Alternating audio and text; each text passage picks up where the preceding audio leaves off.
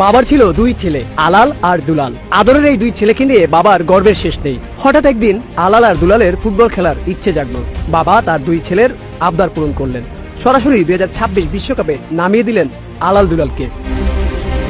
বড় ভাই আলালকে দিল সহজ গ্রুপে, আর ছোট ভাই দুলালকে দিল কঠিন গ্রুপে, যেন বড় ভাই আলালের মতো দুলাল পরিশ্রমী হয়ে ওঠে। আর বয়স বিবেচনায় আলাল খেলতে লাগলো সহজ গ্রুপে। বাবার মুখে হাসি ফুটিয়ে আলাল আর দুলাল সব থেকে বেশি গোলে এগিয়ে থাকলো। ছোট ভাই দুলাল পরিশ্রম করে এগিয়ে যেতে থাকলেও বিপত্তি বাধে আলালের ম্যাচে। কেপ ভার্দের সাথে যখন আলাল হারতে বসে, ঠিক তখন চিন্তায় পড়ে যায় বাবা। আর তাই মিশরের ম্যাচে সহযোগী হিসাবে মাঠে নামালো রেফারি।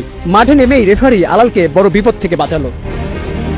আলাল ও দুলালের বাবা স্বপ্ন দেখছে তার দুই ছেলে ফাইনাল খেলবে, তবে পরিকল্পনায় বাদ সাজে কিছু দল তারা ভালো খেলে তার টেনশন বাড়িয়ে দিচ্ছে। এজন্য আলালের খেলায় দুলালের রেফারি ও দুলালের খেলায় আলালের রেফারি নিয়োগ দিয়েছে। মিশরের ম্যাচে আলাল যখন বিপদে পড়ে তখন দুলালের একজন রেফারি তাকে বাঁচায়। আর তাই দুলালের ম্যাচে খুশি হয়ে আলাল 5 জন রেফারি পাঠাবে বলে জানিয়েছে।